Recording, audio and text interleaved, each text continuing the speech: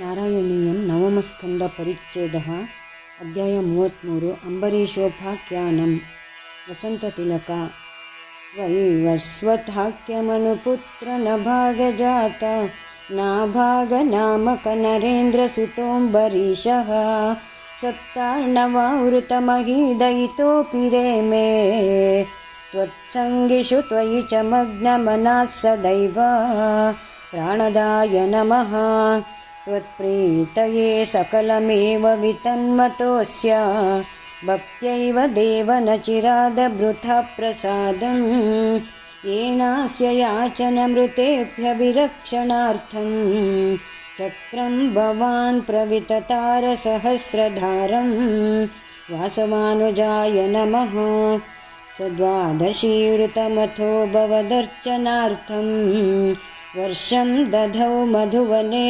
यमुनोपकण्ठे पत्न्या समं सुमनसा महतीं वितन्मन् पूजां द्विजेषु विसृजन् पशुषष्टिकोटिम् अपां निधये नमः।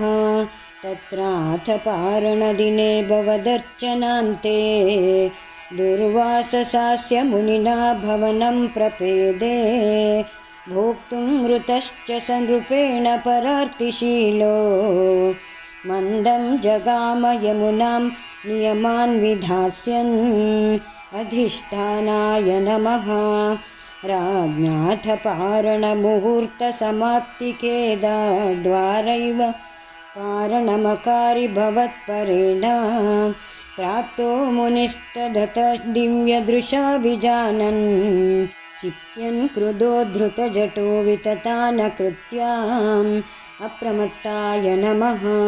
कृत्यां च तामसि धरां भुवनं दहन्तीमग्रेऽभिवीक्ष्य नृपतिं न पदाक्ष कम्पे त्वद्भक्तबाधमभिवीक्ष्य सुदर्शनं ते कृत्यानलं शलभयन्मुनिमन्वधावीत् प्रतिष्ठिताय नमः।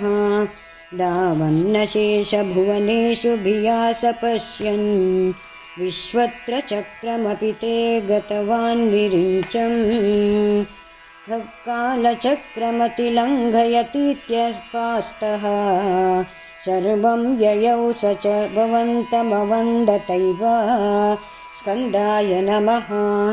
भूयो भवन्निलयमेत्य मुनिं नमन्तम् प्रोचे भवानहमृषेणनु भक्तदासः ज्ञानं तपश्च विनयान्वितमेव मान्यं याह्यम्बरीशपदमेव भजेति भूमन् स्कन्दधराय नमः। तावत्समेत्य मुनिना सगृहीतपादो राजापसृत्य भवदस्त्रमसावनौषीत् चक्रे गते मुनिरदाधकिलाशिषोऽस्मै त्वद्भक्तिमागसि कृतेऽपि कृपां च शंसन् धुर्याय नमः। राजा प्रतीक्ष्य मुनिमेकसमामनाश्वान् सम्भोज्य साधुत्रं ऋषिं विसृजन् प्रसन्नं भुक्त्वा स्वयं त्वयि ततोऽपि दृढं रतोऽभूत् सायुज्यमाप च समां पवनेशपायाः वरदाय नमः। इति 33 समाप्तं। नारायण नारायण नारायण नारायण नारायण नारायण नारायण नारायण नारायण नारायण नारायण नारायण।